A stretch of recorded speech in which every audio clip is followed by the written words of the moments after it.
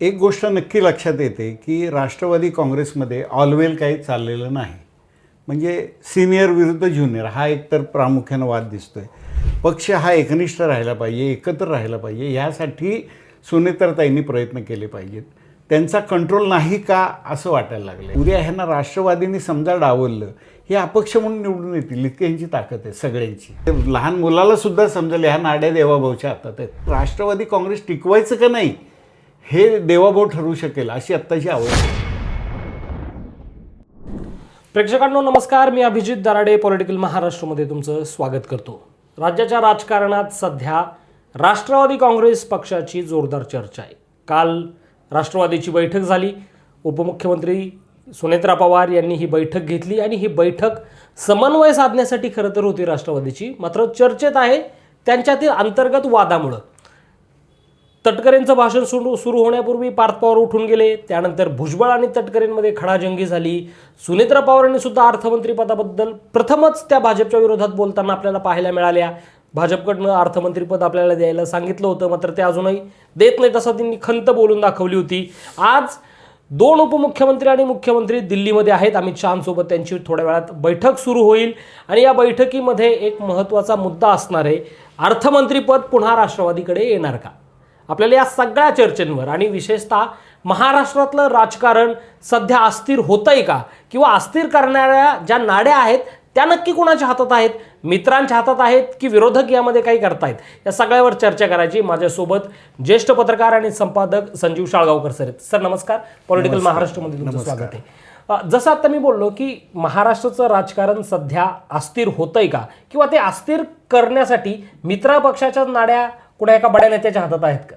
हां, तुम्ही पहिला जो मुद्दा मांडला की कालची राष्ट्रवादी काँग्रेसची बैठक, एक गोष्ट नक्की लक्षात येते की राष्ट्रवादी काँग्रेसमध्ये ऑलवेल काही चाललेलं नाही. म्हणजे सिनियर विरुद्ध ज्युनियर हा एकतर प्रामुख्यानं वाद दिसतोय. त्यामध्ये पार्थ पवारांची भूमिका, इकडे भुजबळ, पटेल, तटकरे यांची दुसरी भूमिका. त्यातसुद्धा आता तुम्ही म्हटला जसं तटकरे आणि भुजबळ यांच्यातच वाद लागला पुन्हा. म्हणजे कदाचित कोणी ह्याच्यात लावून देतं आहे का माहीत नाही. पण ह्याचं राष्ट्रवादी काँग्रेसनी विचार केला पाहिजे. आपली मिटिंग आहे, आपल्या पक्षाची मिटिंग आहे, पक्ष हा एकनिष्ठ राहिला पाहिजे, एकत्र राहिला पाहिजे, यासाठी सुनेत्राताईंनी प्रयत्न केले पाहिजेत. त्यांचा कंट्रोल नाही का असं वाटायला लागलं ह्या सगळ्या. आणि राष्ट्रवादीवर कंट्रोल घेण्यासाठी त्यांची दोन्ही मुलं म्हणजे अजितदादांची दोन्ही मुलं ही प्रयत्नात आहेत का, किंवा त्यांना कोणी फूस देतं आहे का, आता हे शेवटी आज न उद्या लक्षात येईल. पण आत्ता तरी काही काय म्हणूया त्याला ऑलवेल नाही आहे राष्ट्रवादीमध्ये. सर काल जी बैठक झाली त्यामध्ये प्रफुल्ल पटेल सुद्धा येणं अपेक्षित होतं, ते मुंबईमध्ये एक्झॅक्टली, तरीही ते आले नाहीत. याचं विश्लेषण कसं करता येईल? हे आपण परवाही बोललो ह्या मुद्द्यावरती की प्रफुल्लभाई किंवा तटकरे ह्यांना डावलण्याचा जो प्रकार सुरू आहे, म्हणजे त्यांचं कार्यकारिणीतनं नाव काढणं किंवा मध्ये आलं होतं मुंबईमधले त्यांच्या केबिन्स पण हटवल्या, हे कोण करते हे ह्याच्या मागचं ब्रेन बघितलं पाहिजे. पण आता खासदार झालेत पार्थ पवार आणि अध्यक्ष आहेत सुनेत्रा पवार. त्या दोघांच्यामध्ये आता काय कोऑर्डिनेशन आहे, किंवा पार्थ ऐकत नाही किंवा काय, हे शेवटी जर तरच्या गोष्टी आहेत. पण जी सिनियर लोकं आहेत ज्यांनी राष्ट्रवादी उभं केलं आहे, पूर्वी शरद पवारांच्या बरोबर असू दे, नंतर अजित पवारांच्या बरोबर असू दे, त्यांना मान हा दिला गेलाच पाहिजे, कारण त्यातले टप्पे त्यांनी खाल्लेले आहेत. आणि दुसरा मुद्दा एक महत्त्वाचा की ही जी मंडळी आहेत ज्यांना डावललं गेलं आहे, त्यामध्ये तुम्ही बघा प्रफुल्ल पटेल किंवा भुजबळ किंवा तटकरे, आपले वळसे पाटील, ही सगळी मंडळी सिनियर आहेत आणि ह्यांची साम्राज्य आहेत आपापल्या भागामध्ये. उद्या ह्यांना राष्ट्रवादींनी समजा डावललं, हे अपक्ष म्हणून निवडून येतील इतकी ह्यांची ताकद आहे सगळ्यांची. आणि अपक्ष कशाला होतील, एका मिनिटात भाजपमध्ये जातील. मग त्याचा विचार राष्ट्रवादीने केला पाहिजे की आपला पक्ष टिकवायचा का नाही. आता ह्या सगळा जर विचार केला तर पुन्हा असं होतं की तुम्ही जे म्हटला की ह्याच्या मागं कोण आहे, नाड्या कोणाच्या हातात, नाड्या कोणाच्या, तर अगदी क्लिअर, म्हणजे लहान मुलाला सुद्धा समजेल ह्या नाड्या देवाभाऊच्या हातात आहेत. ह्यांना कसं खेळवायचं, काय करायचं. इवन मी थोडं धाडसी विधान करतो की राष्ट्रवादी काँग्रेस टिकवायचं का नाही हे देवाभाऊ ठरवू शकेल अशी आत्ताची अवस्था आहे. म्हणजे तटकरे असतील, पटेल असतील, पटेल तटकरे तर मित्रच आहेत त्यांचे, आणि त्यांनी वरनं आदेश दिला तर जाऊ शकतात काही. आणि ह्यांनी इकडे डावललं, त्यांना दुसरा पर्याय काय. कारण ही मंडळी कसं आहे की अजितदादा गेल्यानंतर ह्यांनी ज्या तडफेने पुढं झाले आणि सुनेत्राताईंना हे लिडरशिप केली, ह्यांनी त्यावेळी शरद पवारांची पंगा घेतला की नाही? अगदी एक्झॅक्टली सर. हा मुद्दा फार महत्वाचा आहे, कारण काल तटकरे ज्यावेळेस त्यांनी भाषण केलं ना, त्यावेळेस त्यांचं तेच तटकरे भुजबळांना याच भाषेत म्हणाले की ज्यावेळेस पक्ष जात होता हातातून त्यावेळेस पक्ष एकसंध ठेवण्यासाठी आणि सुनेत्रा वहिनींच्या हातात देण्यासाठी मी आणि पटेल आम्ही दोघे पुढे गेलो आणि तोफेच्या तोंडी आम्हीच आहोत. आमच्यावर टीका होत असताना कोणी समोर येत नाही. म्हणून मी म्हणतो की पक्ष ज्यावेळी सावरायची वेळ आली तेव्हा पटेल आणि हे पुढे झाले. त्यांनी सुनेत्राताईंना पुढे केलं, इव्हन पार्थला लगेच खासदार करून टाकलं. पण त्यावेळी त्यांनी रोष कोणाचा घेतला? शरद पवारांचा, साहजिक सुप्रियाताईंचा, साहजिक रोहित पवारचा, जितेंद्र आव्हाडचा. ही जी तिकडचा ग्रुप आहे, जयंत पाटील इव्हन, ह्यांच्याशी त्यांनी पंगा घेतला आहे. त्यामुळे यांना आता पुन्हा त्या गटात जायची पुन्हा हे नाही आहे. म्हणजे राष्ट्रवादी अजित पवार गटाकडून शरद पवार गटाकडे जाऊ शकत नाहीत.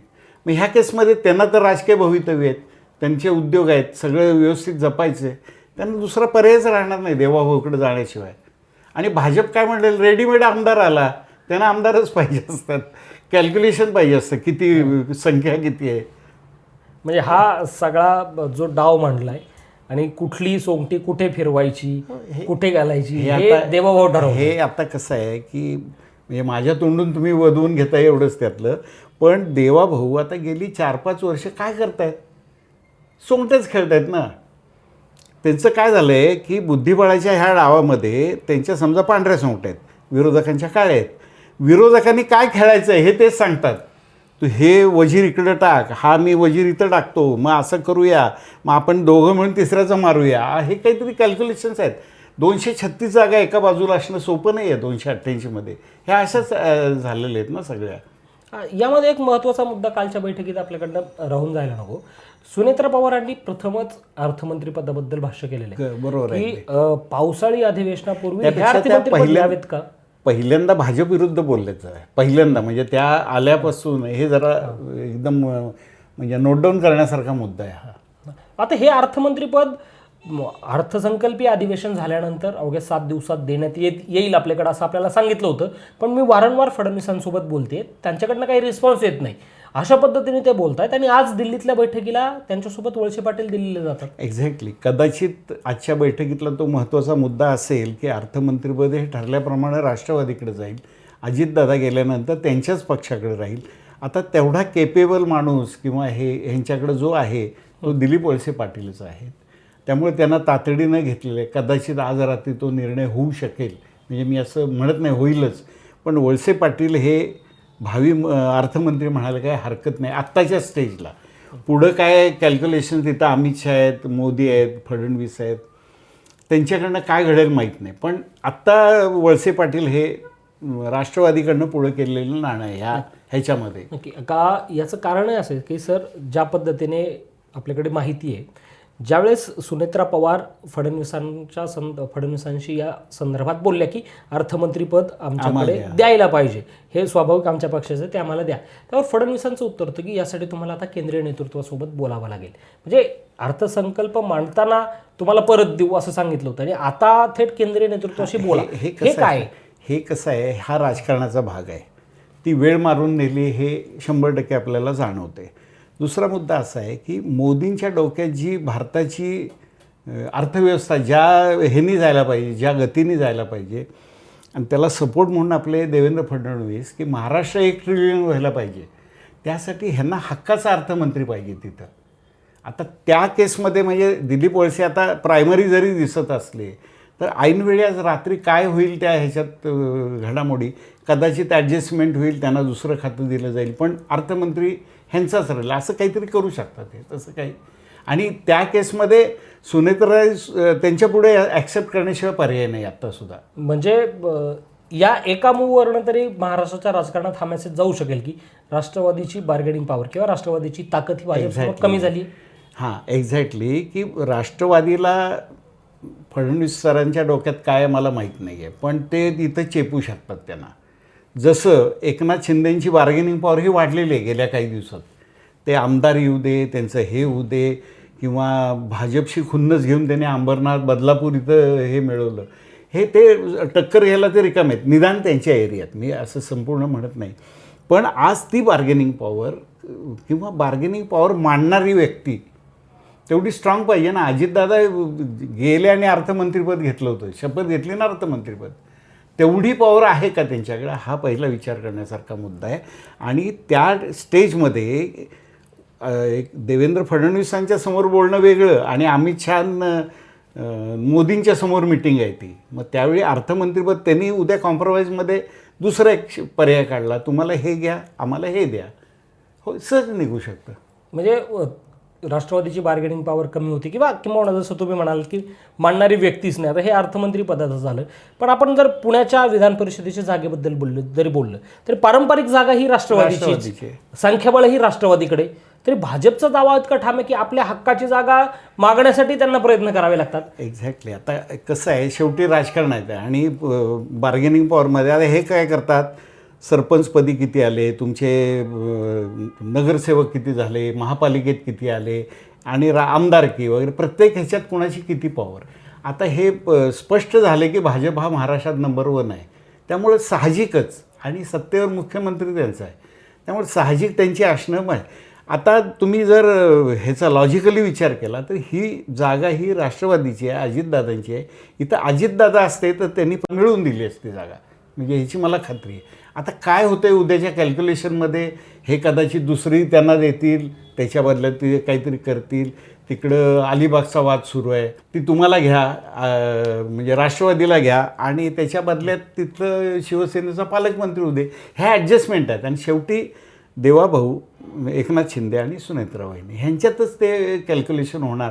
पण त्या ठिकाणी मी मागाचा मुद्दा पुन्हा रिपीट करतो की ह्या बार्गेनिंगमध्ये जर प्रफुल्ल पटेल, भुजबळ, तटकरे, दिलीप वळसे हे जर असते ना, तर ती बार्गेनिंग पॉवर हे जास्ती प्रभावीपणे मांडू शकले असते बाजू राष्ट्रवादीची.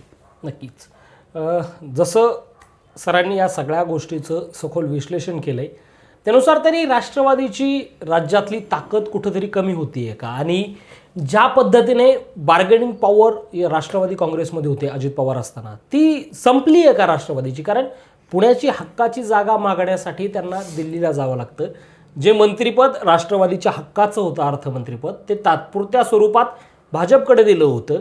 ते मागण्यासाठी सुद्धा आता दिल्ली दरबारी चक्रा माराव्या लागतात. म्हणजे स्थानिक पक्ष जे आहेत महाराष्ट्रातले त्यांची ताकद कमी होती आहे का? एकीकडे एकनाथ शिंदे सुद्धा कुणालाही न सांगता अमित शहांच्या भेटीला अचानक जातात, त्यांच्यासोबत एक त्यांच्याच पक्षातला माजी मंत्री शिक्षण सम्राट असतो. आता सुनेत्रा पवारांना त्यांच्या हक्काचं मंत्रिपद बाळगायला सुद्धा दिल्लीला जावं लागतंय. कुठंतरी महाराष्ट्रातल्या स्थानिक पक्षांचं अस्तित्व पणाला लागलंय का? आणि भारतीय जनता पक्षाने पूर्णपणे, शिवसेना असू द्यात, मित्रपक्ष किंवा राष्ट्रवादी असू द्यात, याच्यावर आपला होल्ड पक्का केलाय का? आणि या सगळ्यांच्या नाड्या देवेंद्र फडणवीस यांच्या हातात आहेत का? आणि तेच महाराष्ट्राचं पुढचं राजकारण मित्रपक्षांच्या नेत्यांसहित चालवणार आहेत का? हा खरा प्रश्न आहे. काही वेळात बैठक होईल, बैठकीमध्ये विधान परिषदेच्या उमेदवारी नक्की कोणाला मिळणार, त्याचं सूत्र काय असणार, भाजप 11 जागा लढवणार की 10 लढवणार, शिंदे 7 वर ठाम आहेत ते 4 वर येणार का, आणि राष्ट्रवादीला किमान 1 तरी जागा मिळणार का, हे पाहणं सुद्धा महत्त्वाचं आहे. या बैठकीनंतर पुन्हा भेटूयात. महाराष्ट्राच्या राजकारणात ह्या ज्या काही वादळी घडामोडी होत आहेत त्याचं विश्लेषण सरांकडनं पुढं समजून घेऊयात. तात्पुरतं या व्हिडिओत इथंच थांबूयात. धन्यवाद.